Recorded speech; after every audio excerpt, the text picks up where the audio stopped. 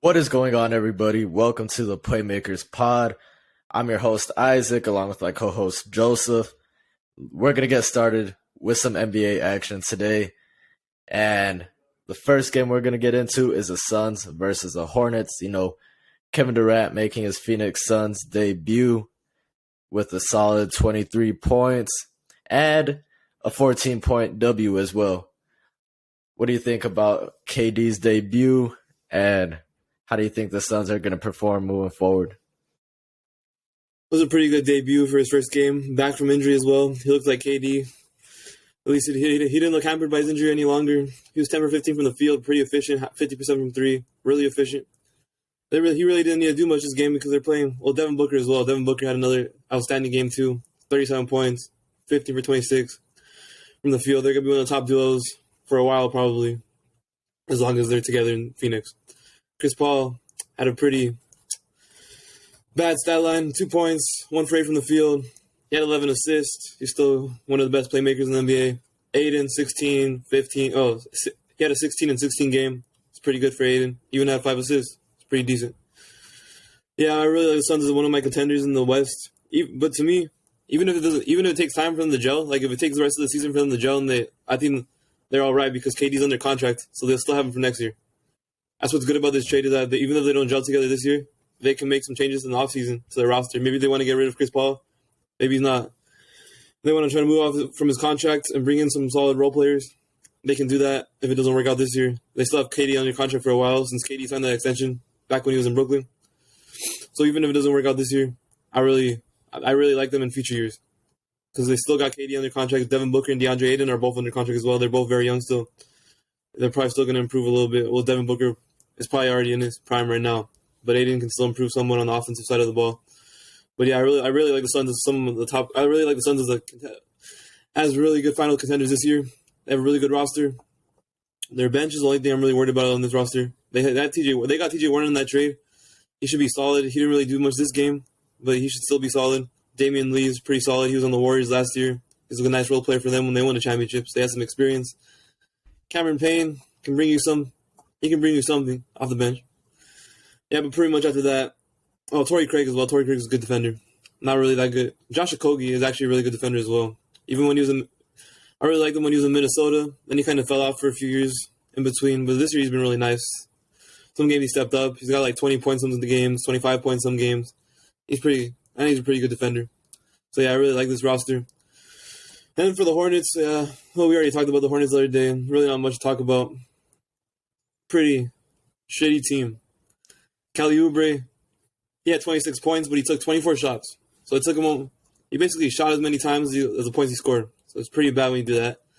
Gordon Hayward, 5 for 14. Yeah, terrible.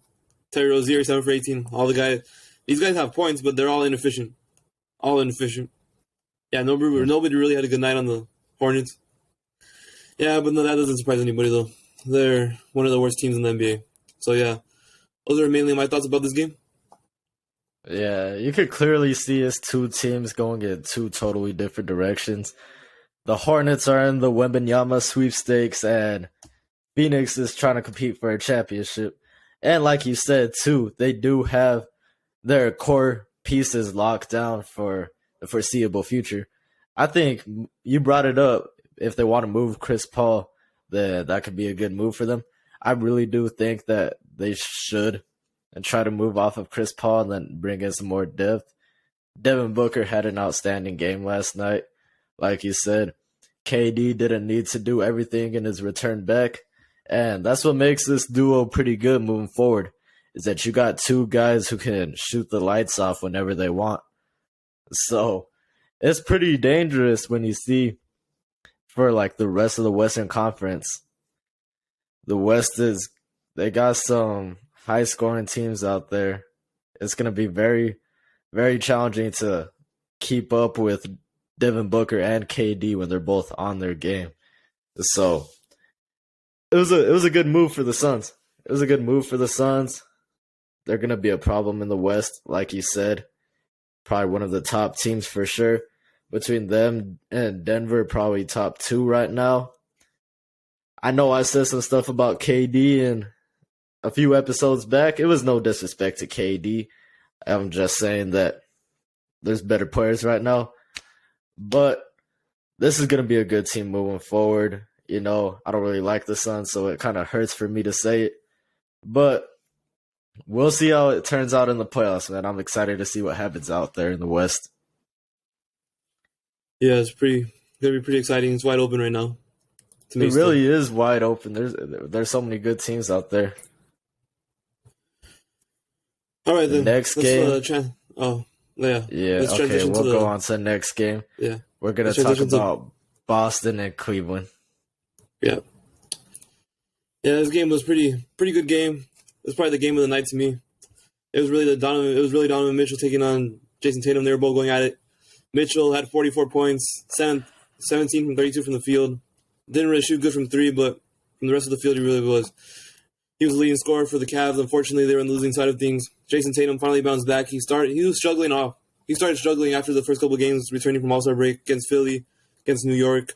He was really struggling last couple of games. Couldn't really make any shots. But today he had a really good game. 41 points, 4 from 6 from 3, 13 from 21 from the field. He had 11 rebounds, 8 assists, almost a triple-double, only 2 assists away from a triple-double. And especially, this is a really good bounce-back game, especially after he got ejected on Monday and the New York Knicks lost. Horford had another great game, 23 points, 80% from the field, 6 for 8 from 3, 11 boards. Jaylen Brown, too. They really didn't need Jaylen Brown and Marcus Smart to do much. They both were really inefficient, but Tatum and Horford really carried the load on offense last night. Robert Williams had really good defense, a couple blocks, 11 rebounds, 11 points, 100% from the field. Another good game for him. And on the Cavs side, Evan Mobley, he had the boards, but he was just inefficient from the field. 6 for 15, only 12 points. Garland had another good game as well. He had 29 points, 9 assists, 3 boards. LeVert off the bench with 10. But yeah, this is a really good game. Tatum and Mitchell were going at it all night. The Celtics winded up winning this game only by 4 points. It was a really good game, close game. Two of the top 4 seeds in the East going at it. Celtics, the number 1 seed. They walk away with this win. The Celtics still number 1, or do the Bucks pass them already? Let me see. The Bucks might have actually, because they're still on their winning streak. Oh yeah, they did pass them. They passed them on you Monday, see, the Bucks did pass them. Oh, they passed them. It's a 2 and a 4 right now. Yeah, 2 and a 4. Yeah, I mean that's still a really good matchup. I'd like to see that. I'd like to see him square off in the playoffs. Donovan Mitchell is going to be a problem for any team that he faces in a 7-game series. He's proven that already. Last year against Dallas, he was a problem for the most part. 2 years ago against the Clippers, he went crazy. And also the first round series. I mean, Utah with Donovan Mitchell was a problem. Now you take him to Cleveland, he's going to be a problem in the East no matter what team he faces, whether it's Boston, whether it's Milwaukee. That team is going to... I could see him actually getting a surprise upset in one of those series. If they were to play against Boston and Milwaukee, I feel like they have a chance to legitimately pull off an upset and move on to the Eastern Conference Finals. I think the Cavaliers, they've developed pretty nicely, and it wouldn't be surprising at all to me if they were able to make a solid run. Yeah, the Cavs are really doing nice for themselves after LeBron left. They really built their own team. They didn't need LeBron anymore. After LeBron left, they were able to rebuild, retool. They got really good. They got really good players now. It's nice to see in Cleveland. Yeah, it actually was pretty. Yeah. I wouldn't a bunch of people wouldn't know how the Cavs would be able to bounce back after LeBron. LeBron kind of left him with a pretty bad team. It was just him and guys like J.R. Smith and Kevin Love. So it's pretty nice to see how the Cavs were able to actually build their own team and their own identity now. Now they're a young, up-and-coming team. They made a huge blockbuster trade in the summer to acquire Donovan Mitchell from the Jazz. They got their number 1 guy. They also got Darius Garland, too. They were able to draft him pretty high a few years back. Yeah, it's nice to watch. It's nice to see how Cleveland was actually able to do their own thing now after not being able to do anything without LeBron to now building their own roster and becoming contenders for themselves. Yeah, they have really good player development over there as well. Because Garland in his first year really struggled. He really had a bad year in his first year. And ever since then, he was an all-star last year. He's dealt with injuries this year, but he's been really good as well this year. And Mobley as well. He's developing nicely as well. Barely in his sophomore season, he's already one of the best defenders in the league. It's pretty nice what Cleveland's doing right now. And as far as it goes for Boston, it was very important for Tatum to come back and have that 40-point game. Like you said, he had been struggling for a while, and he really needed to break out of that slump. He really did struggle against Philadelphia until he hit that game winner, which, it kind of overshadows the rest of the game, I guess. New York, he didn't do much at all. He got ejected. The Celtics got blown out in the Garden. So it was very nice to see him get back on track. If he could put together a stretch of momentum going into the playoffs, that'd be huge for Boston. Horford, being as old as he is, he's still been a very productive piece to this team, especially coming back from the All-Star game. He's really been able to get on hot streaks and provide some much-needed offense whenever Boston needs it. Al Horford, I tell you, for as old as he is, he really probably shouldn't be doing this good, but he's still a very critical piece to this Boston Celtics team. Yeah, ever since he came back from after he went to Philly, he really struggled in Philly. It wasn't a fit with Joel Embiid. Then he got traded to OKC. Then he got bought out. Oh no, he didn't get bought out. He got traded to Boston after that. I think he did get bought out, didn't he? No, I thought he got traded back. Oh, okay. I'm pretty sure he got traded back. I think it was Philly gave him a pretty big contract, if I remember. Yeah, but I'm pretty sure what's his name. I thought it was like a trade because I remember it was like Moses Brown. I think that's his name. Oh, I remember Boston traded Moses Brown to OKC for Horford. It was like that. They swapped. Okay. Yeah. It was like something like that. Yeah. Okay. So yeah, it's proven to be a pretty nice pickup for Boston. Ever since he came back last season, he's been pretty good. Yep. All right, we're gonna transition to the team that beat Boston on Monday night. It was what is it called? The New York Knicks. New York Knicks blew out the Brooklyn Nets. They've actually beaten the Brooklyn Nets the last 2 times they played, and it's actually funny about that is the whole time they were like on a long losing streak to the Nets for a while. That was like 8 or 9 straight games to the Nets. But the last time they played them, they've beaten them, and this time they beat them really good. It was about almost a 20-point game. Oh, it was a 28. It was like a 24-point game. Yeah, it was a really good game for the Knicks. Brunson went off in the first half of the game. The first half of the game, he had 30 points. Second half, he only had 9, but it really didn't matter for them. They were already blowing the Nets out. He really didn't need to do much. He finished with 39 points, 15 from 18 from the field, 5 for 6 from 3. Yeah, he was money. He was money. He only missed 3 shots the whole game. He had 6 assists, 5 boards. Yeah. The guy that really showed out for Brooklyn, though, Cameron Johnson, 33 points, 13 from 18 from the field, 7 for 11 from 3. Bridges had 21. Dinwiddie, 11. Really struggled from the field. He had 10 assists, though. Double-double. Claxton, 9 points, 8 boards. Off the bench, they got Cam Thomas, 15. Inefficient night, though, from him. Steph Curry, 10 points as well. 1 for 7 from 3, though. And the Knicks got scoring from everywhere. Quentin Grimes got 22 points. Randall, 21. Barrett, 15. Mitchell Robinson, 100% from the field, 10 boards. One of the best defensive big men in the league. Isaiah Hartenstein, 8. Quickly off the bench with 15. He led the bench scoring. Yeah, but pretty nice night from the Knicks. It was a blowout. Brunson carried them. Should have been an all-star in my opinion still.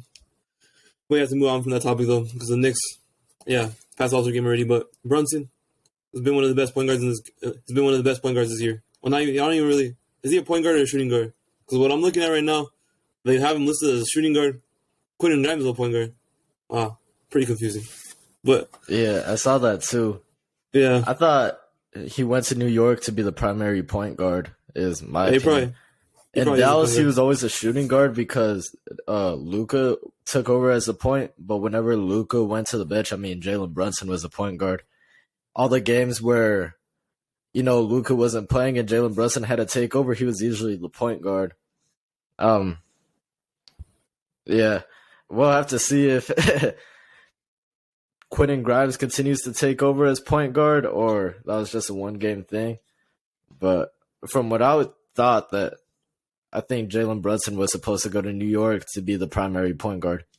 And like you said, ever since going over to New York, he's really shown his true abilities. I mean, he still showed his abilities last year, especially in the playoffs when Luka went down and Dallas was able to take 2 out of 3 games without him. So Brunson's shown that he could perform. Now he's doing it on a bigger stage in New York City. And, he's got his family there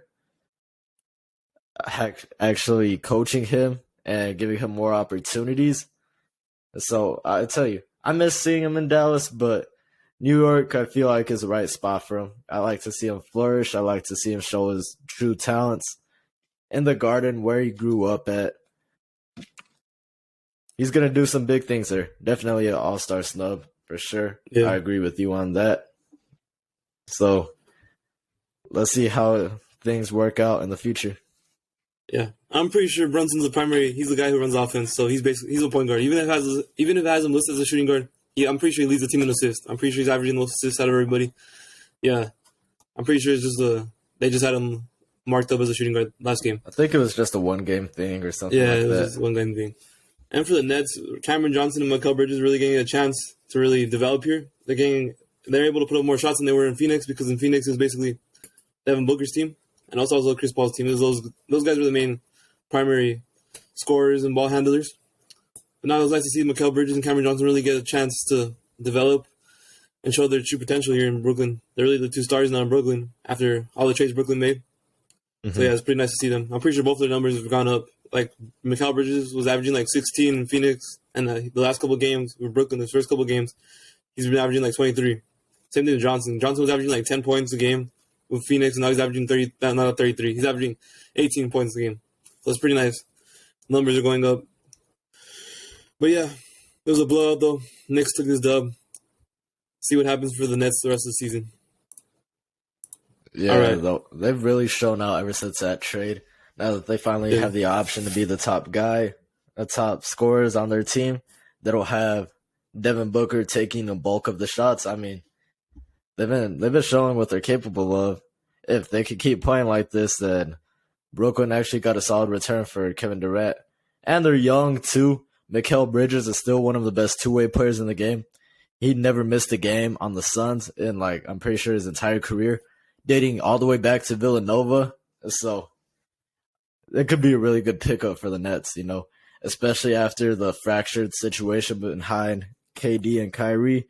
Cut their losses, get some good young pieces in return. And if they could develop and become 20-plus point per game scorers, then Brooklyn seems to have gotten a win with that trade, too. Both teams get what they want moving forward. Phoenix gets to contend for a championship. Brooklyn gets to build around some younger stars. I think it could be a win-win for both teams. Yeah, Brooklyn also found a pretty nice head coach in Jacques Vaughn. They already extended him as well. He's been pretty nice for them. He was much better than Steve Nash was for them. So, yeah. Yeah, Brooklyn's, for sure. Brooklyn's doing pretty good for themselves. All right. The next game is Philadelphia versus Miami. It was pretty much a blowout.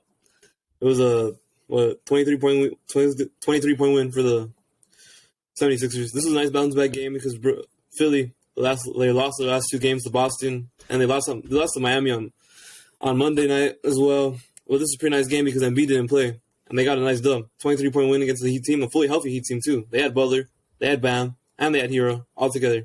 Yeah, they were healthy. And Philly, I was really worried about Philly. I thought they were going to drop 3 straight games, but they surprised me yesterday. Maxey had a nice game. 27 points, 7 assists, 4 boards, 10 for 17 from the field. Harden, 23 points. He struggled a little bit from the field. He was 4 from 9 from 3, 6 for 15 from the field. He had 5 assists, 7 rebounds. Still one of the best playmakers in the NBA. Tobias Harris had an efficient night as well, 18 points, 7 for 11. And the bench stepped up. The bench really stepped up. Paul Reed stepped up.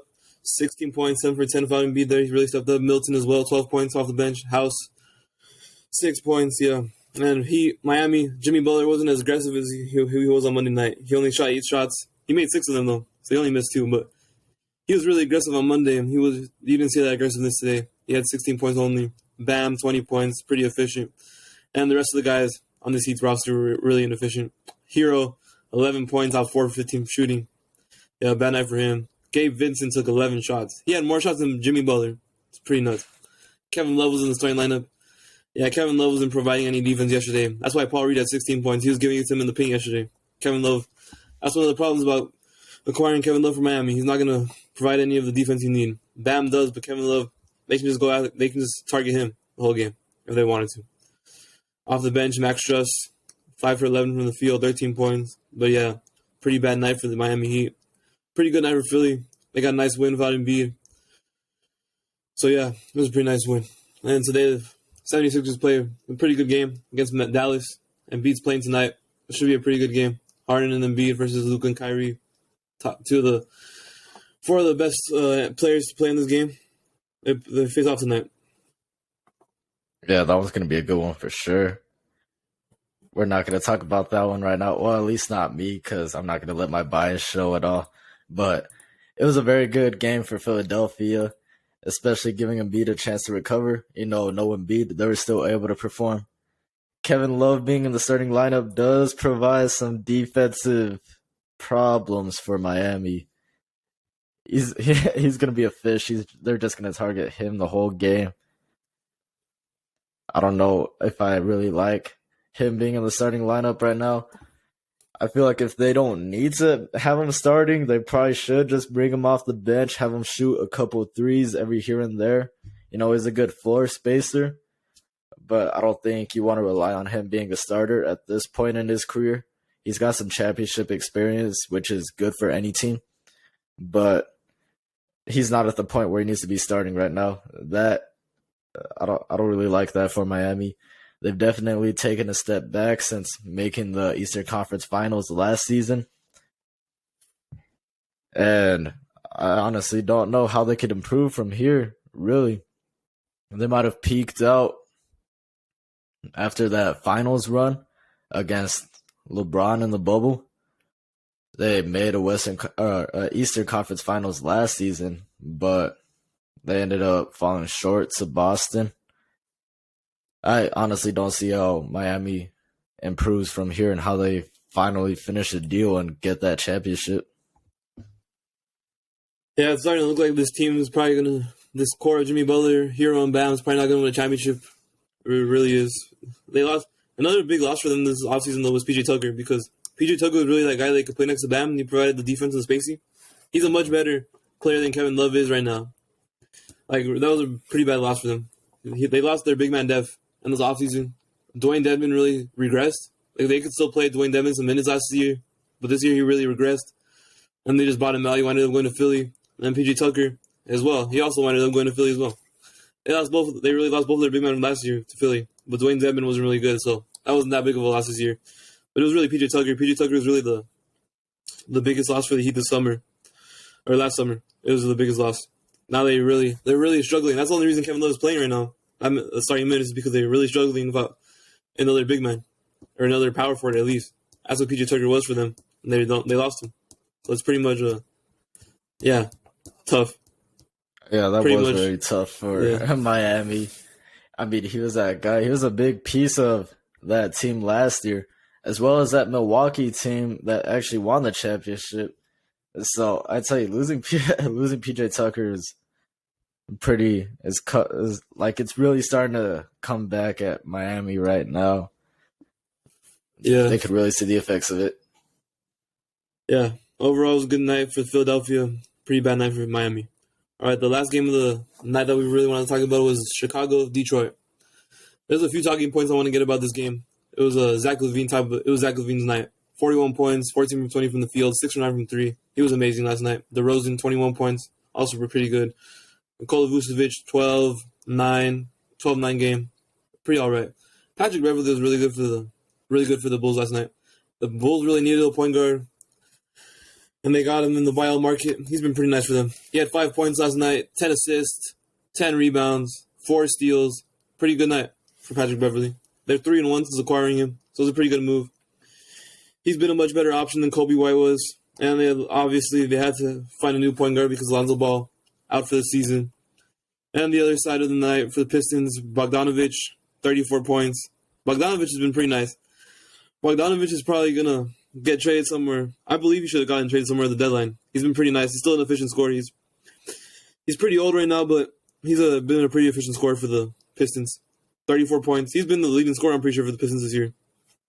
I would have liked to see Ivy be in that role, but especially with Kate Cunningham being out, I would have liked to see Ivy being the leading scorer. But it's been Bogdanovic. Bogdanovic has been on a nice tear this year.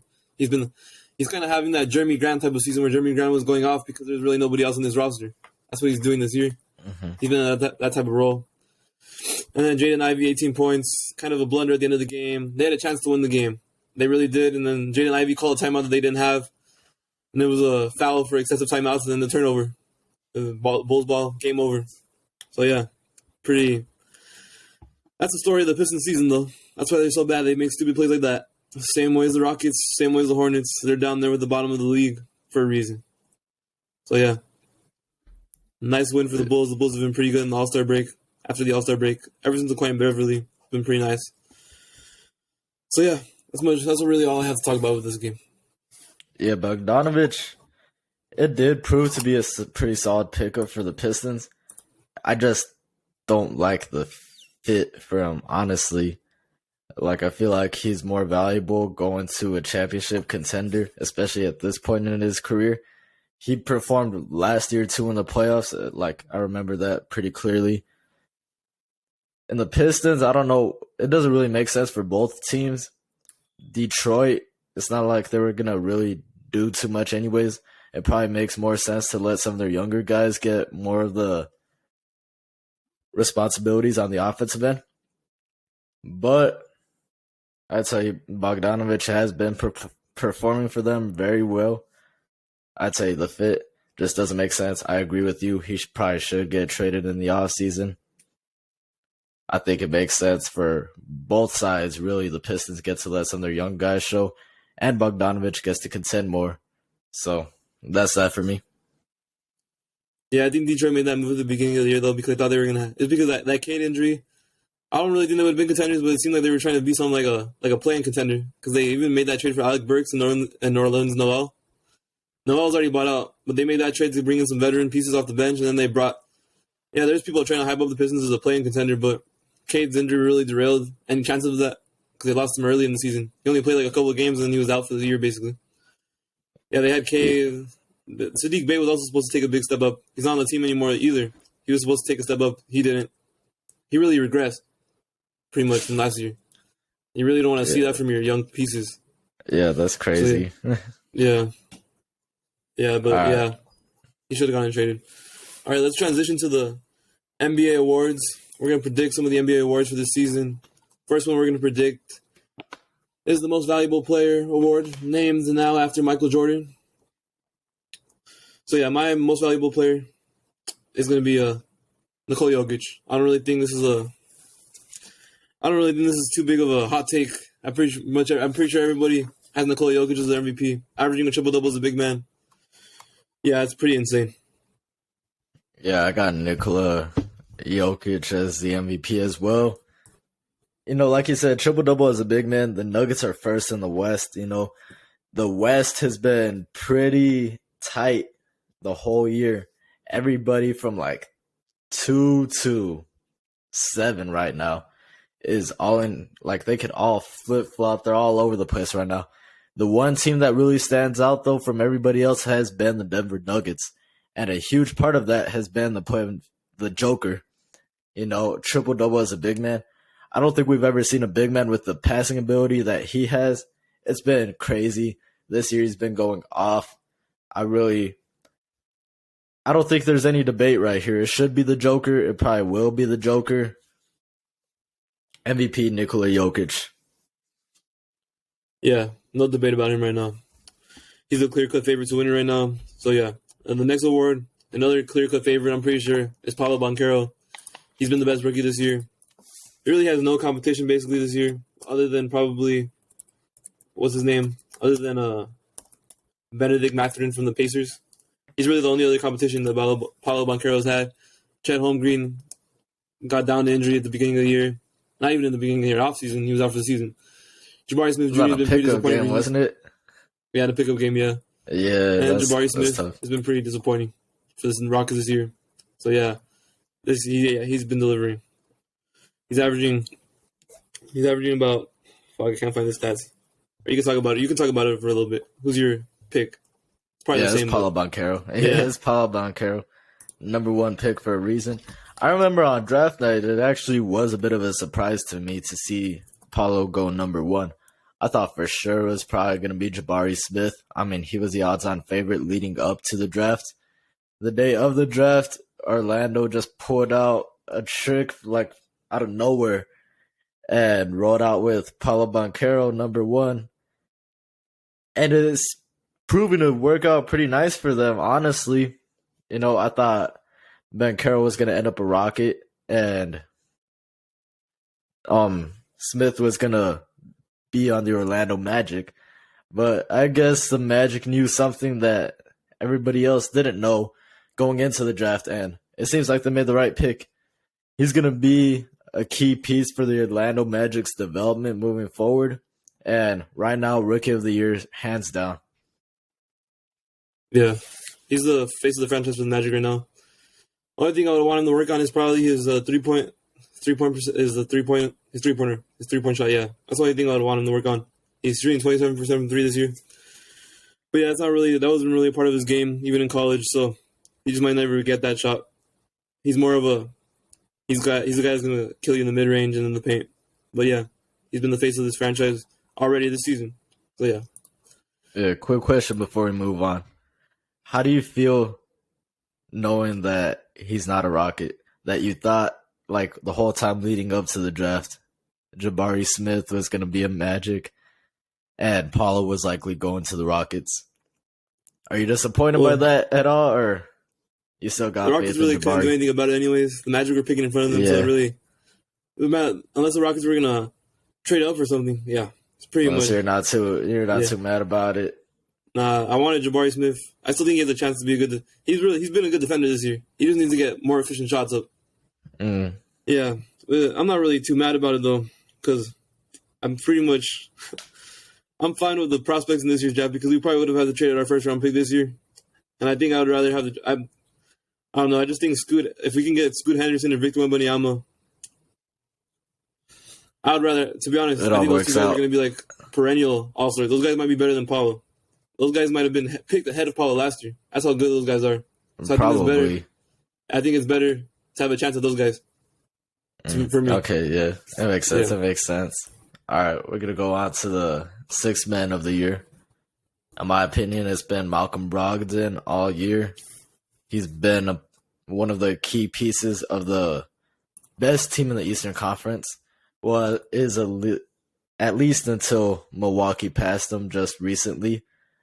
But Malcolm Brogdon, he's been there for the Celtics. He's delivered night in and night out. I really don't see what other competition could be there at the sixth man of the year. It seems pretty much like a lock. Like, it is going to be Malcolm Brogdon. Rightfully so, too. Yeah. He's really fit into his role nicely here. Averaging 14 a game, 4 assists a game, nice playmaker, averaging 7 rebounds a game, or 4 rebounds a game, actually, 4 rebounds. Shooting really pretty efficient from the field, 58% from the field, 46% from 3. That's a career high. He's doing really good. I didn't even know that. He's been one of the most efficient three-point shooters. I didn't even know that. It's been pretty nice. He's really fit in his role because in Indiana, he was really the star of the show. He's averaging 21, 19 in Indiana, but he knows his role here in Boston is to be that guy off the bench, to bring the spark, run the bench unit. Mm. So yeah, he's fit into his role nicely. Yeah, I don't really see any competition. I don't really see any competition either for him. But yeah, and the next award is going to be the executive of the year, and the NBA executive of the year for me has been the Cavs GM Kobe Altman. He acquired Donovan Mitchell in the offseason. That was probably one of the best moves of the offseason so far. Nice, yeah. He's been an MVP candidate. He's been legit this year. He had 71 points in the game. He's been their leader, really. He really took into that role. He took that leader role over from Garland, but he's really ran away with it. He's been the leading scorer. He's been the guy that's been carrying them offensively mostly every single night. He just dropped 41, excuse me. last night against the Celtics. So yeah, he's been there. He's been their main guy. That was probably one of the best moves of the offseason. Might be the best one. The best trade of the offseason, at least. So yeah. Yeah, I That's my agree with you executive that he does deserve the executive of the year. As you were saying, the Cavs needed that number one. They needed that bona fide number one guy. They saw an opportunity with Donovan Mitchell being disgruntled in Utah. Then they went out and made the move for Donovan Mitchell, which is, like you said, proving to be one of the better moves in the NBA. They got their bona fide star. He's going to be an all-star year in and year out as long as he stays healthy. He's a top guy offensively. He's helped build the roster and other ways around him. And like you said, Cleveland's, they've really developed pretty nice ever since LeBron has left. And that's a huge part, and thanks to the front office. Definitely deserves to be executive of the year. And yeah, I agree with you 100%. All right, the next award is Coach of the Year. Coach of the Year. My Coach of the Year is probably Joe Mazzulla, the Boston Celtics head coach. There's some drama and controversy at the beginning of the season with Ime Udoka, of all the stuff that was going on with him. I was pretty worried about the coaching situation in Boston to see how that was going to go. But Joe Mazzulla has basically been as good as Ime Udoka was last season for the Celtics. He's really stepped into the role nicely. He's basically brought everything Ime Udoka brought to the Celtics, but pretty much better. They started off slowly. They started off slow last year with Ime Udoka. This year, they've been hot the whole season. They were the number one seed most of the season. Now they're the second seed, but and then some. I don't really think this is that much clear cut. Cause I'm pretty sure like there's guys like JB Bickerstaff from Cleveland. The Cavs are the fourth seed. They're one of the best teams in the East as well. I could see him taking this award. Jacques Vaughn is another guy. He's really stepped in nicely ever since Steve Nash left Brooklyn. He's been a much, much better coach than Steve Nash ever was in Brooklyn. And also the Mike Budenholzer. I don't really consider him. I don't really like him that much as a head coach. I really think it's basically when I watch the book, I really think it's because of the talent they have. But they're on the 16-game winning streak. So yeah, obviously Mike Budenholzer is going to be there still. So yeah, that's my pick for Coach of the Year though. Yeah. Once again, I'm gonna have to agree. Boston, I thought Boston might have potentially taken a step back after losing Ime Udoka. Well, they didn't really lose him. They suspended him. I mean, that was their own decision. But Ime Udoka was a coach who took him to the finals in his first year there. Obviously, you think that there might be some regression. And instead, like you said, they only got better, which is pretty crazy to me. Boston's been the top team all year. Top in the East for sure.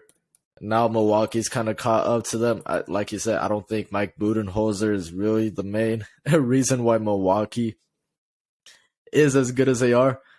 If they didn't win the finals 2 years ago, he might be gone. Like, to be honest with you, he may very well be gone. But Giannis going crazy in Game 7 of the finals, really, not Game 7, Game 6 of the finals, really, really, really saved his career. As well as Kyrie and James Harden getting injured 2 series before that. If it wasn't for those two things happening, Mike Budenholzer probably wouldn't have a job. But as for right now, yeah, I do believe that the head coach for Boston, he really deserves that Coach of the Year spot right now. Boston's only gotten better. So, yeah, I agree with you 100%. All right, so the next award is going to be the Hakeem Olajuwon Trophy, which is the NBA Defensive Player of the Year. My pick for NBA Defensive Player of the Year is Jaren Jackson Jr., Triple J, from Memphis. He's been delivering this year. He made his first All-Star game. He's averaging 3.3 blocks a game. That's a career high, and it leads the NBA. And then he's averaging 1.1 steal. He's tying his career high for that. He's defensive rebounds. He's averaging 5 a game. That's a career high as well. He made his first All-Star game, of course. The only problem I have with Jaren Jackson Jr. is that he fell down in too many of these games. There's games he's really aggressive on the defensive side, so obviously you're going to get a lot of fouls. But he's fouled out a lot of these games and these important games. That's the only problem I have with him. But he's still my pick for Defensive Player of the Year. He's been the best rim blocker. He's been the best rim protector. That's what I meant. He can also guard like forwards and all those guys. Like, he can go up in the perimeter and play defense. That's what's good about him. He's not like a Rudy Gobert. Like, Rudy Gobert he was probably the best rim protector in all of basketball for a couple of years, but you could bring them out onto an island. Like Curry, again, the Utah Jazz series. Harden even did it too when they played the Utah Jazz. You can just bring them out on an island. Jared Jackson Jr. can hold his own a little bit. That's why. He's my pick. Some other candidates I can see, maybe Claxton, but Claxton's been really nice. It's been a breakout year for him, but Jared Jackson Jr. to me has been the clear-cut best defensive player this season. Yeah, I completely get where you're coming from. I'm looking at the betting odds right now on BetMGM. Jaren Jackson Jr. is a favorite, minus 160. The next highest favorite for Defensive Player of the Year is actually Brook Lopez at plus 500. And so 5-1 for Brook Lopez, that's pretty bad odds. And also, like you said, Nick Claxton at plus 700. Nick Claxton has been doing pretty good defensively.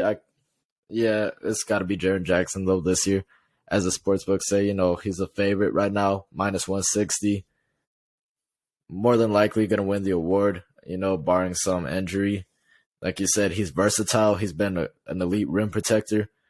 Rudy Gobert has, like you said, you can put him in an island. But Jaren Jackson, I haven't watched too much of the Grizzlies, this season. But, I'll take your word for it. I mean, he holds his own against some of the quicker players in the league and probably likely going to end up being the Defensive Player of the Year again. Yeah, he's been really nice this season. It's probably his best season of his career right now. It's nice to see him step up after all the injuries he suffered the last few years. But yeah, all right, the next award, I believe it's the final award, is the MVP. I'm not an MVP. Most Improved Player. Most Improved Player. And this is really a two-man race right now between Lauri Markkanen and Shai Gilgeous-Alexander. My pick, though, is Lauri Markkanen. It's just, he's been amazing this year for the Jazz. He stepped up as their number one guy. He was an all-star starter. I know it was due to injuries, but still, it's pretty insane to think about it. I don't think anybody thought last year that you would even think about Lauri Markkanen being an all-star starter. It's pretty insane. He went up from last season with the Cavs. He averaged 14 a game, 4 rebounds. Oh, no, 9 rebounds. No, 5 rebounds, 5 rebounds, and then 1 assist. But yeah, he's really stepped up this year. And he's been efficiently, too. It's not just like he's a shot chucker either. This year, his points went up by 11. His rebounds went up by about 4. He's shooting 40.9% from 3, career high. 51% from the field, also a career high. So yeah, he's been really efficient. This is his most efficient season. And he's gotten an increased workload. So that's even better. But he's really my pick because of Shai. Shai as well is really good as well. He's averaging 31 a game. It's pretty insane. Yeah, that's insane. But the reason I really have Shai went up by 7 points, he was averaging 24 last year. But Shai was already on a level like this where I saw him as one of the top guards in the NBA. He averaged 23 the year before that, 24. I don't think anybody thought Lauri Markkanen was ever going to be this good where he's averaging 25 a game. So that's why I really wanted to get to him. That's why he's my most improved player. I don't think anybody saw this coming. Because Shai I could have seen Shai. If you told me last year that Shai was going to average 30, I wouldn't have been that surprised. But Lauri Markkanen averaging 25 this year, I would have called you dumb or stupid. Because I never thought Lauri Markkanen was ever going to reach that potential that he had when he was coming out of college. But yeah, that's why Lauri Markkanen is my favorite to win. Or that's my pick to win. Most improved player. Yeah, I know it just seems like I'm kind of agreeing with everything that you say, but it is Lauri Markkanen this year. I felt like he had kind of peaked out. Like he had reached his peak in Chicago and Cleveland. It didn't really seem like he was going to develop any more than he already had. He had been on a pretty consistent pace his whole time in Chicago. And in Cleveland, he didn't really take any next step either. Cleveland had a lot of people at that position. But now that he's got the top spot at Utah, coming over from Cleveland in that Donovan Mitchell trade, he has really shown out. SGA, like you said, he's been one of the top guys in the NBA. I've always really liked him.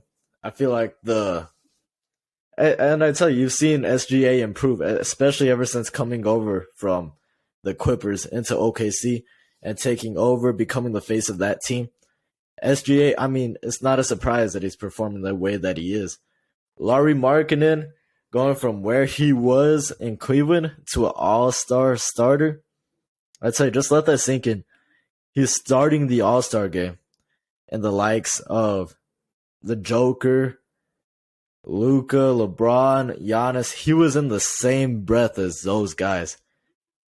Tell me last year that Lauri Markkanen was going to be there, and like you said, it would have been crazy to think about.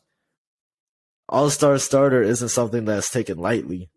And Lauri Markkanen going from where he was in Cleveland to the point where he is right now definitely deserves to be the most improved player of the year. For sure. Yeah. Yeah, definitely. There's still a chance Shai's going to win it, but I think it should be Lauri. And that's just my opinion, though. I can see the reason for Shai as well. But I wouldn't be mad if it was SGA, but I feel like Markkanen deserves it a bit more.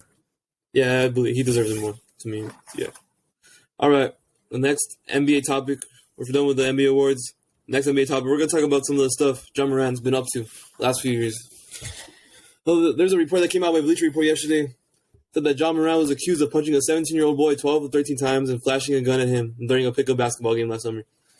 I'm gonna make sure this is allegedly because it's not like something that's proven already or something. This is just allegedly.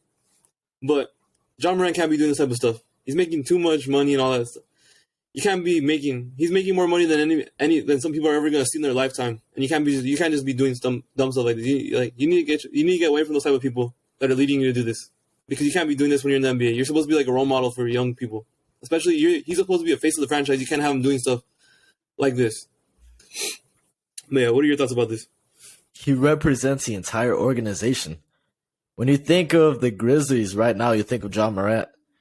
He's got the potential to be the greatest player that franchise has ever seen in their entire existence. For him to be going out and doing stuff like this is truly embarrassing. Not just to him, but to the Grizzlies and the Grizzlies fan base. It's not the right example. I honestly don't get why he's got to be doing stuff like this. I really don't why he's got to be doing stuff like this. Like he said, he's probably hung around the same crowd throughout his whole life. But, he doesn't need to do that anymore. It's not like he's still in the situation where he's trying to fight his way out of that. No, he's already made it out. He's already got the money. He could do whatever he wants. He doesn't need to be in this lifestyle still. So, I honestly don't get it. You're putting a bad name on yourself. You're putting a bad name on the organization. The people who paid you all this money just for what? For you to be doing stuff like this? It's not a good look. Not just the face of the franchise. So he's potentially one of the biggest faces of the NBA. Faces of the NBA. And you're out here still acting like this. It's like, why? Why? Help me understand it. He's one of the top 10, top 12 players in the NBA. Yeah, he can. There's also another report that came out. It's also allegedly. There's no facts or anything. But it's allegedly a report. It was Ja Morant's grandma or his mother. I think it was his grandma, though. I think. Apparently, she called Ja Morant telling him that she was having an argument with a finish line employee at the mall, and Ja Morant pulled up with 9 people, he was talking to security, asking when the guy got off of work. That's pretty insane to do, just for a finish line employee. That's pretty insane. I don't know what the heck Ja Morant's thinking, to be honest with you. He needs to stop with all this stuff because this stuff is gonna. He already got his contract extension too, so yeah, it's pretty much there's some concern for the Grizzlies, but yeah, unless there's actually any video proof or anything, most of this stuff is gonna get put under the rug though. But the NBA is not gonna suspend them or anything because most of this stuff is like accusations without any proof. So yeah, Ja Morant just needs to get better. He just needs to stop hanging out with these people that are kind of influencing him to do this type of stuff because this type of stuff is just stupid. It's just dumb. Yeah, it really is. I don't see any of the other top players in the NBA doing stupid stuff like this. KD, LeBron, Luka, they don't do any of this type of stuff. This stuff is just stupid. There's no need to do any of this stuff. Yeah. There really is no need. I'm really hoping it's just accusations. I really, really do. But, honestly, I wouldn't be surprised if it was true. If I'm keeping it real. It's a very dumb move to make. Like I said earlier, puts a bad name on you, puts a bad name on the organization. There's no need to do it. I mean, for you to be picking on a Foot Locker or Finish Line employee with 9 people, it's like, bro, why? Like, literally, why? That's all I want to understand is why. Yeah. Yeah, that's pretty much all I have to say about this, though. Because there's not much more to say about it. It's just stupid. Shouldn't be doing this type of stuff. Hopefully none of it's actually true. Hopefully it's just fake accusations. But yeah, like you said, I wouldn't be surprised if it was real either. I wouldn't be surprised. All right. So we're going to head to the last topic of the show. We're going to talk about some of the NFL Combine headlines. The biggest one is probably Jalen Carter. He got arrested. I believe he got arrested. He's already out of bond, though. Apparently he was getting arrested. There was a warrant for his arrest for reckless driving. Some people were the way it was worded. Remember that Georgia player that died a couple months ago, the training staffer and everything. Yeah. The way it was worded was like if he was the reason why they crashed. That's the way it was worded, but it was nothing like that. It was reckless driving. Obviously, you don't want to do that type of stuff either. Because yeah, I hate reckless drivers. There's no reason to drive like that, but. Some people were making it seem like the way the articles were trying to make it seem was like if he was the reason why those people died. But yeah, that's what they was trying to make it seem. This is probably not really going to affect his draft stock that much. He's already out. It was just reckless driving. Yeah, it's not really. It's probably he might be the best player in this draft. To be honest, the most potential in this draft. He might be the best player in the draft. I don't think it's going to affect his draft stock too much. I think he'll probably still be a top 4 pick at the very least. So yeah, I don't really think it's gonna affect his draft stock. You don't want to. I think he probably learned his lesson. Especially, he's seen what happened to one of his former teammates. They passed away due to reckless driving in a car accident. So I think he learned his lesson. I don't think he's gonna do this again. But yeah, to me, I don't really think it's gonna affect his draft stock. He's probably too good for teams to pass on. To be honest with you, so I don't think he's gonna fall in the draft. He'll probably still. This will probably be dealt with by the time the draft comes up. Yeah, the talent is there and everything. I don't think it's going to be a Laramie Tunsil situation where he just drops and his stock tanks all the way right before the draft. Like you said, he's still probably top 2 defensive players in the draft this year. It's going to be too good for any team to pass up on. I do think it was pretty messed up, though. You know, you saw the staffer and your teammate die, and you just kind of drive off. That was, in my opinion, pretty messed up. But yeah, I just hope he learns his lesson from this. You know, no more reckless driving. I tell you, I don't think he wants another situation like this. I tell you, I'm glad that he's out. Like you said, he wasn't really the driving force. Like, he wasn't really the reason why these people died. So, I mean, it's not like he crashed into, like, 2 innocent people or anything. It's not like he did, like, a Henry Ruggs situation where that was the case. Nah, I mean, he was being stupid with his teammates, and unfortunately, lives were lost because of it. But I'm glad that he's out. I'd say I really hope it doesn't affect his draft stock too much. I already saw some memes yesterday where everybody was making fun of him, saying that his draft stock is going to tank. I don't really believe that he's too talented. Some team will draft him. Some team in the top 4. I really still think either Chicago or Seattle will probably end up with him, depending on like how trades work out and all that stuff right now. I mean, things aren't really locked in. Oh, Arizona, my bad. Yeah, Arizona sitting at number 3 right now. Yeah, one of those teams will probably end up with him, depending on how trades shape up and all that. The only thing that bothers me is that the police always do this stuff on purpose because apparently they already knew. They already knew that he was involved, that he was there at the accident. But they released this information specifically when he's about to go to the combine. That's the only thing that bothers me. They've had this. They do this on purpose because they've had this information for months, and they do it specifically on the day they had this combine. That's the only thing that bothered me about that. Oh, they're trying to sabotage him? Yeah, they're trying to. I don't know. They did it purposely. Like, they had to do it purposely because as soon as the combine hits, that's when they release all this information because they have had it for months.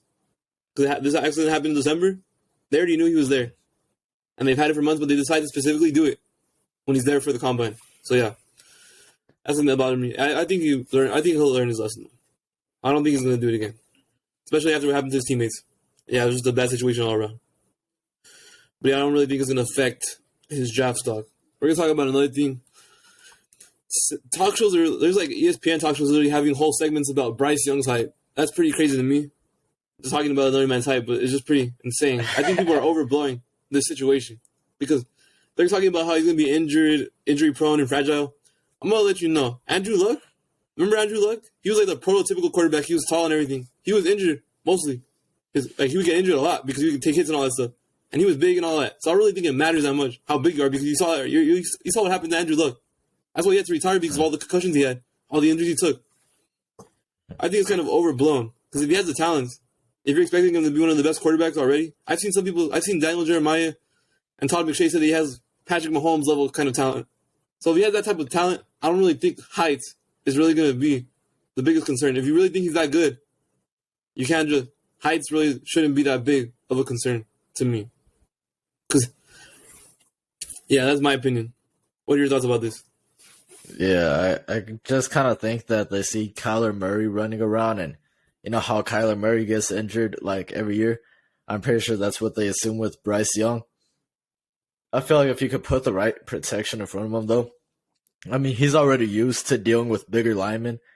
All the linemen at Bama are pretty much NFL linemen. So they're the same size as them and everything, playing in the SEC too. So I'm pretty sure he's already used to like having to see over the line and stuff like that. So I don't really think it should affect him too much. Last time I checked, he was listed at 6 feet. I don't know what like his official like combine height's gonna come in at, but like you said, I mean the talent's there. You saw the talent. I mean, I was there for the UT and Bama game, University of Texas versus Alabama. This dude got locked up the entire time, but when it mattered the most, Bryce Young led a drive all the way downfield, got a winning touchdown for Alabama. He showed why he is a Heisman. He made Heisman-level plays when the game mattered the most. And I don't really think that teams are going to focus too much about it. I don't really think it's going to be a huge concern for the teams that are drafting. You know, I was listening to the Shane Steichen interview yesterday, and he did already say, you know, the head coach for Indianapolis, he already said that height and weight won't really matter. It's been proven many times before that, I mean, it can work, especially when you have a guy as talented as Bryce Young. And also Chris Ballard, too, GM of the Indianapolis Colts. He was also saying that the height and, you know, the specific prototype QB, it won't really be too much of a factor when they're picking their QBs. They come in all shapes and sizes. You could get different production from a different style. I don't really think it'll be a huge concern for most teams. I could be wrong. Maybe some teams are just like dead set on having a certain prototype, having that specific type of QB that they want. But like you said, Andrew Luck got beat up too. Ben Roethlisberger got beat up too throughout his career. It all depends on the type of protection you can put around him. Cam Newton, he's a big guy. He ended up getting injured too. So it's mostly about the protection you put in front of them, as well as how much they're willing to take care of themselves too. How often they're putting themselves in like terrible situations where they're going out and getting smacked by linebackers and stuff like that. So I really don't think it should have a huge impact on the way teams decide to draft. It certainly won't have an impact on the way Indianapolis decides to draft. I'm assuming that's how it's going to be for some of the other NFL teams that have a chance. But those are my thoughts. Yeah, I wanted Drew Brees. Wasn't Drew Brees pretty short too? He was like 5'11". Drew Brees was like 6 feet flat. Yeah. Oh yeah, he was. And he was a pure pocket passer yeah. too. It's not even like he was the most talented guy where he could run around and do some of the stuff that Bryce Young does either. He was one of the most toughest quarterbacks that I've ever seen play. And he was not that tall either. He wasn't the prototypical build. And yeah, of course, he just said he was a pocket quarterback. He was on the pocket mostly every time, so he would take those hits. And he was one of the most toughest quarterbacks. Exactly. Yeah, he really didn't deal with that many injuries in his career. So yeah, I think it's kind of an overblown thing. Yeah, put him in the right system, get the right protection in front of him. As long as he can protect himself, he doesn't throw himself at danger like Carson Wentz and Andrew Luck and Joe Burrow. I mean, he'll be good. I think he'll be good. I think it's kind of overblown. Mm-hmm. All right, the next combine headline was we're going to talk about some Aaron Rodgers and Raiders news. Apparently, Josh McDaniels and David Ziegler have both agreed on they're not going to trade for Aaron Rodgers or any veteran quarterback. That they don't want to keep their draft picks, is what apparently it is. So it looks like the Raiders are going to more than likely go for a rookie quarterback, or they just sign like a Jimmy Garoppolo. That could be another option because Jimmy Garoppolo already knows the scheme. He's played with Josh McDaniels before. That could be another option there for the Raiders. But I honestly forgot that Jimmy G's already been under that Josh McDaniels system. Damn, that's crazy. I honestly did forget that. Yeah, back when they were. The thing is that I think Vegas won too many games at the end of the year where they messed up their draft position, so now they're not in a top spot for Stroud or Bryce. They're likely going to have to settle for either Levis or Richardson. And I don't know, they might have to bring in a bridge QB if they want to bring in one of those two QBs, because those are more project type of quarterbacks where they might need an extra year to develop. Not like Bryce Young and CJ Stroud where they've already played under the bright lights. They've already played at the highest level. So Vegas, I know you play to win the game, but they kind of put themselves in a bad spot right here in this draft. Yeah. They could always trade up, but I don't think that's going to happen either just because they said they wanted to keep the draft picks. They said they wanted to keep their picks too, yeah. I could probably see like a Jimmy Garoppolo signings with them for like 1 year. Actually, no, Jimmy Garoppolo's probably going to want a big contract if he signs. Apparently, Jimmy Garoppolo could sign like a 2-year, $73 million deal. So, I don't really think Jimmy Garoppolo's even a bridge quarterback. If Jimmy Garoppolo wants to sign like a 1-year deal, I can see that happening with the Raiders. Like, the Raiders sign him for like 1 year, and then they draft the quarterback, sit him behind them. But if Jimmy Garoppolo wants like a 2-year, 3-year, if he wants like a long-term deal, yeah, it's probably not going to be with the Raiders. It could be like another Trey Lance situation where you bring in Jimmy G and then he wins games for you, but now you're forced to start a guy who maybe might not be on the same level as Jimmy G yet, and now you kind of have some tension built there between the rest of the players. So I'm not sure if Vegas wants to take that same route too. Like you said, they could just sign him for like a 2-3 year deal, see how things roll out, and then maybe at the end of that, draft another QB. But they put themselves in a bad spot by winning too much. They would have had a good shot at CJ Stroud if they didn't win towards the end of the year. Now, for sure, I feel like Bryce Young and CJ Stroud are probably going to get drafted 1 and 2, depending on if there's any trades at number 1. I think for sure they don't make it out of the top 4. That's just my opinion. I'm pretty confident in that. So unless they're really that confident in Will Levis and like bringing in like maybe Marcus Mariota again, I don't know, but it's gonna have to be like a solid bridge guy if they want to develop either Levis or Richardson. Yeah, they're probably gonna need to bring in a bridge quarterback. Yeah. But I want to talk about Rodgers as well. Rodgers' landing spots basically look like after the Raiders basically said they're not going to do it. It basically just the Jets, retirement, or he goes back to the Packers. So it's basically just those 3 options right now. It's more limited now. The Packers are probably going to... The way this is going is probably the Packers might not even receive a first-round pick anymore. Because the way it's going with Rodgers, it's taking a while to make his decision. So yeah, it's looking like the longer this goes on, it's probably like it's probably a better option. Well, the Packers are probably going to get a second-round pick at most right now. That's what I believe. They'll probably be like a second this year. Maybe like a second. Remember that Carson Wentz was like a second that could turn into first? He winds up playing. That's crazy. Oh, yeah. Yeah. The conditional pick. Yeah. But I think it's time. I think it's just time to move on from Rodgers because I don't really think the Packers want to get held hostage anymore. Because Rodgers is saying he's not holding them hostage. But essentially, it kind of is because I think he's taking like 5 years to make his decision about whether he wants to just stay or go or retire. It's kind of because the Packers already have to move on from the offseason. They have to prepare for it already. So it would be kind of nice to know if your quarterback's going to come back or if he wants to get traded or if he's just going to retire.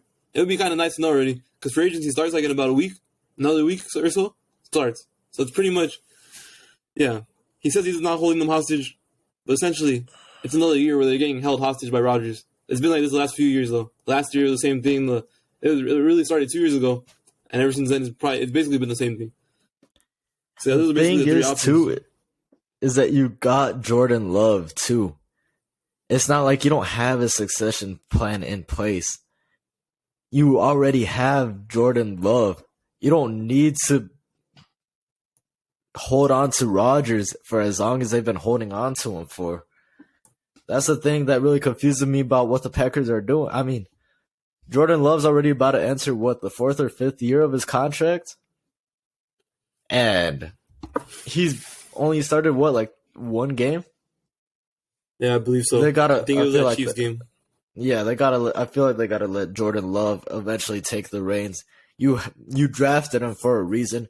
He's been developing for like the past 3 years already. I mean, I think now is Jordan Love's time to shine.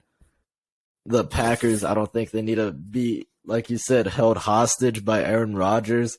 This guy, he does this every year too. It's not like it's just this year or whatever. No, he did this last year too.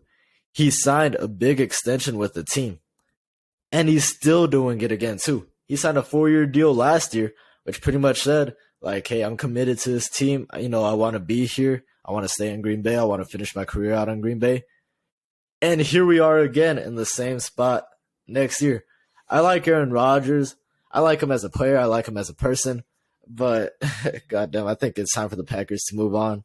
I really do think it is. See what Jordan Love has.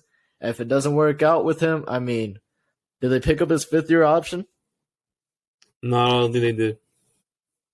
So you're gonna have to make a decision with him after this year. I think he's a restricted free agent already this year. He's restricted, so that means if a team signs him, they would have to give the Packers like 2 second-round picks. So yeah. Oh man, you got to make a decision with him soon. Yeah, it's not gonna make sense to make a decision when you haven't seen him play on the field. So I tell you, if it doesn't work out, I mean, try to make a move in the draft this year. Who knows? I mean, you can't blame me for that. But I feel like you at least got to see what you have in Jordan Love and stop with Aaron Rodgers. I mean, he's given you all he has. It wasn't good enough to win a championship.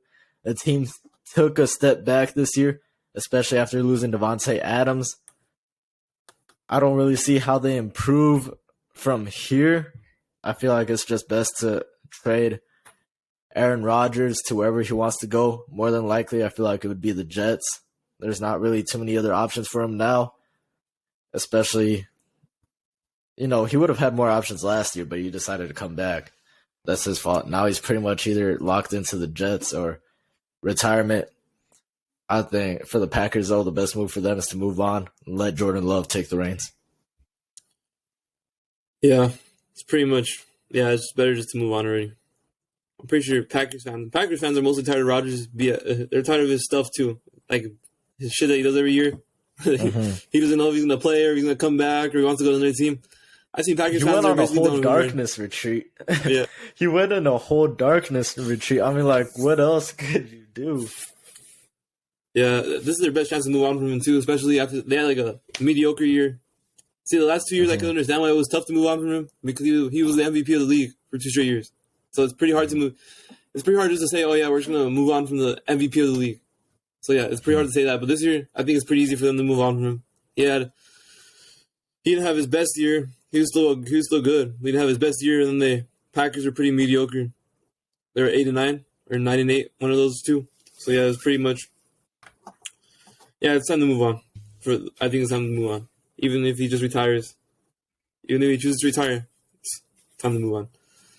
All right, the last headline I really want to talk about was about Derek Carr because it seems like it really seems to me like Aaron Rodgers is probably going to go to the Jets if he does decide to play. So and then Frank Reich, he was getting interviewed and he said something about he said that he still believes Derek Carr's in his prime and would love to have him on the team. So where do you think now, taking out the Jets, do you think the Panthers are a better landing spot for Derek Carr than the Saints? Looking at it now, I do believe that the Panthers would be a better option. I know a few episodes back I said the Saints. I didn't take some things into consideration. I still thought that the Saints were a legit team, but you had really talked me, about how that isn't really the best fit for him. You brought up the reasons why, and then I understood why I made a premature decision to say the Saints. Looking at it now, the Panthers, though, they got an offensive head coach who, when he had a legitimate QB, Andrew Luck, he knew what he was doing with him. He improved Luck's stats from his last healthy season in 2016 to when he took over with Frank Reich in 2018. Andrew Luck, he did see the improvement in his play. Unfortunately, he decided to retire, but he upgraded a QB who was already top tier, made him even better. You had Phillip Rivers, who was pretty much dead. That last year in San Diego, Los Angeles, I thought he was done for. I thought he should have retired right there on the spot. I did not want him in Indianapolis at all. He took Phillip Rivers. He upgraded him. Phillip Rivers took this team to the playoffs. Really should have beat the Bills that year. Could have, should have, would have if it didn't happen. Phillip Rivers still got upgraded. He went for, he's still retired anyways, but he showed that he still has some game left in him, which I didn't even think he had anything left after that last year in San Diego. I thought he was done for. What's his name? Carson Wentz. He also was terrible in Philadelphia that last season. He did improve in Indianapolis. He wasn't completely as trash as people make him out to seem. Throughout most of the year, he did do some good things. I think it was just an inconsistency that drove Jim Irsay crazy and forced them to trade him. And Matt Ryan's just washed. I don't know what to say about that. I feel like this was the last straw. Frank Reich can't keep doing this every single year where he's got to come in and rebuild a damaged QB. Matt Ryan was washed. But I feel like if you were to give him Derek Carr, put him in a good system, Frank Reich could help, elevate Derek Carr in a way that Josh McDaniels couldn't. Frank Reich will help bring out the most in Derek Carr. He'll help. I feel like it's the best situation for Derek Carr. He's got the coaching right there. He's got some pieces. He's got DJ Moore, Chuba Hubbard, Deontay Foreman. The lineman they drafted last year was Charles Cross, right? Yeah, no, it was Ikem Ekwonu. No, Ikem Ekwonu. Yeah. I had that wrong. They got that left tackle set, so I feel like it would be a better fit for him right there. They can see what Derek Carr can do there in Carolina, and if he performs well, he could be the long-term future there. He really could be the long-term future there. There won't be any succession plans, like Frank Reich said. He feels like he's still in his prime. So if this thing works out, and Carolina could potentially get their franchise QB off the free agent market. Yeah, they'll probably be the clear-cut favorites to win the division when they get Derek Carr. They'll probably have the best quarterback in the division by far. Because the Saints they still have Jameis Winston under roster. But yeah, Saints, that's not a good situation. Tampa Bay have said that it looks like they're going to use Kyle Trask next year. It's not a good situation either. Unless Kyle Trask unless he just fucking comes out of nowhere, but don't see that happening. And then, what is it called? Who's the other team in the division? Oh, that's it. Desmond Ridder. Yeah, that's basically it. Yeah. Or Ridder. There you go. Ridder. Yeah, Ridder. Yeah. Unless Ridder comes out of nowhere, either too. Ridder probably has a chance to come out of nowhere, but I really don't see it happening either. But yeah, that's pretty much all I have to say about that. There's some news that came out right now. Evan Ingram is getting the franchise tag placed on him. It's worth $11.3 million. This is a pretty good move by Jacksonville. He was one of the best receiving options he's probably the second best receiving option after Christian Kirk for Trevor Lawrence's year. He really had to bounce back to his career in Jacksonville. It was tough for him, and with the Giants, didn't know how to catch. Led to many Giants losses over the last couple of years. But Evan Ingram finally found his footing. Jacksonville, he fits in the Doug Peterson offense. He's a really nice piece. This is probably gonna find a good contract. He's probably gonna get a contract extension with the Jags. Like Jags are also getting Calvin Ridley in the back next year. It'd be a pretty good move. It is going to be a solid move for them. Yeah, he did really take a step up this year. I know you and a bunch of other New York fans were really, really, really hoping for him to get out of New York. You couldn't wait to get him out of there. But now that he's got a QB like Trevor Lawrence, he's shown that he could still perform in this league. And so I'm happy to see it. I think it was a good move for Jacksonville. Jacksonville's probably going to take the next step next year. Yeah. They started off pretty weak, but they got that momentum building towards the end of the year. I feel like that momentum is only going to carry on. As much as I hate to say it, with them being in the same division as the Colts, I do think they're going to continue to develop. They're going to continue to get better, and Jacksonville is going to be a problem. Bringing back Evan Ingram was a very, very solid move for them. Yeah, they're more than likely probably the favorites right now to win the division next year. They probably are. Yeah, and then another update here says that Saints running back Alvin Kamara pleads not guilty in Las Vegas for his Las Vegas nightclub battery case. Yeah, I'm pretty sure he is pretty guilty because there's literally a video of him saying that he beat the fuck out of that dude. There's a video of him saying it, so I'm pretty sure. Yeah, he'll more than likely be suspended next season, and he probably won't play because he literally admitted to it.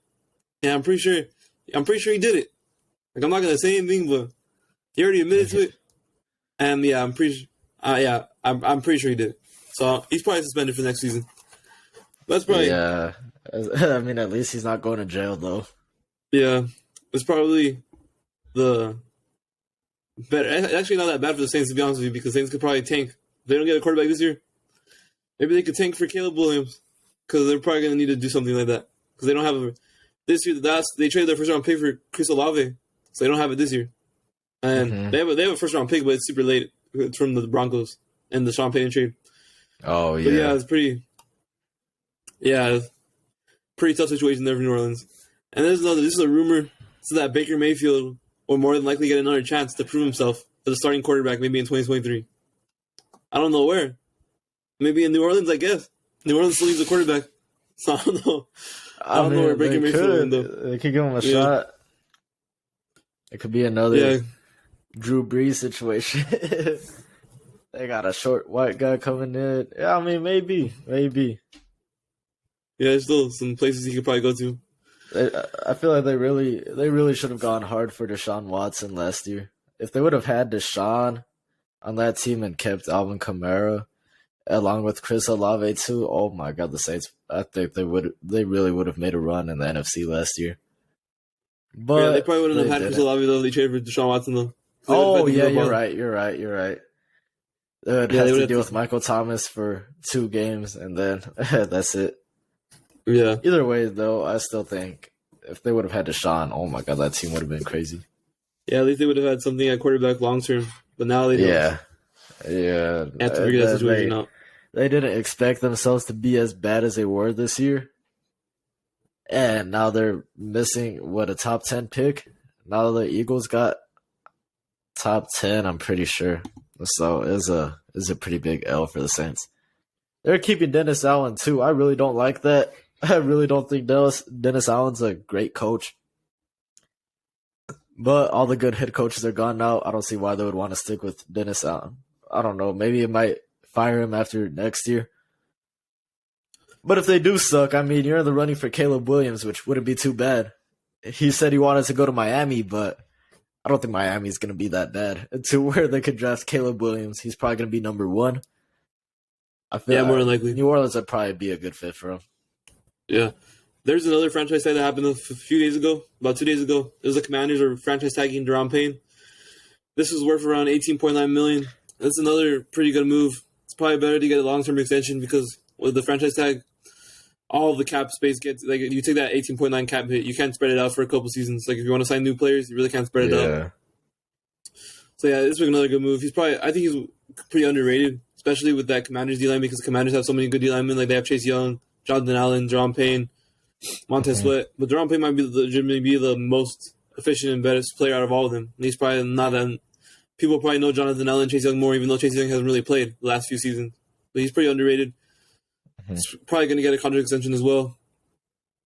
And then, this is what I want to talk about. Jacoby Myers is reportedly going to make anywhere between $18 million a year to $20 million a year per season on the new contract. He had 804 yards and 6 touchdowns in 2022. I'm not really surprised by this because last year Christian Kirk had pretty much the same season as Jacoby Myers did back when he was in Arizona, and he got a huge contract extension too. And you saw it actually worked out.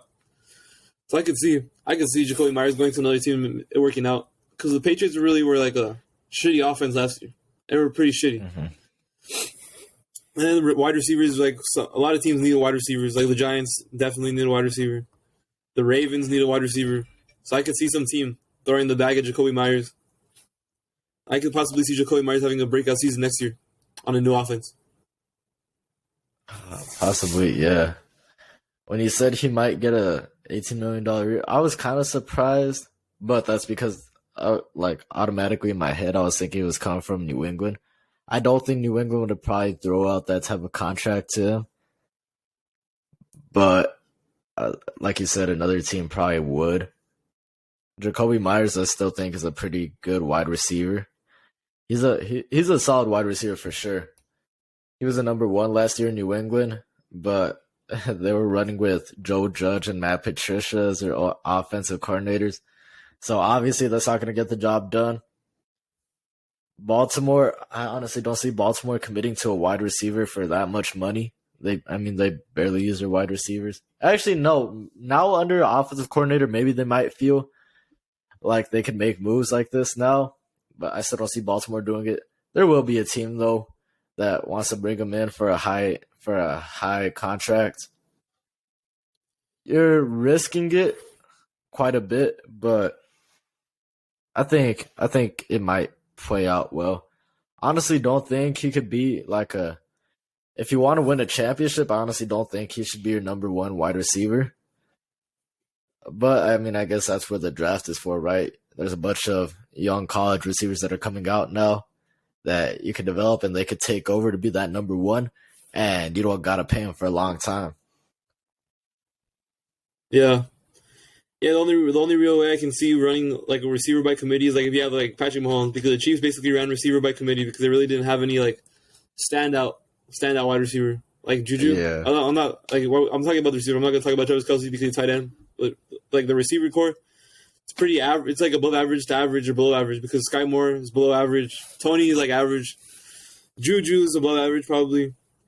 Mm-hmm. But yeah, it's really hard to run a receiver core like that. You probably need that number 1 guy.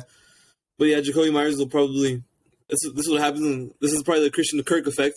After he probably reset the market, the way the market gets looked at now because of what Christian Kirk got. Mm-hmm. There's going to be a team that actually delivered too. Yeah, there's going to be a team that pays Jacoby Myers money, especially if they're going to see they're going to see the potential there. Yeah, they'll probably get a contract, a big one, pretty big one. More than likely. All right, that was the last topic of the show today, guys. So thanks for watching the 4th episode of the Playmaker Podcast. Please like and subscribe. Please. All right, guys. See you later. Thank you for watching. All right, peace out.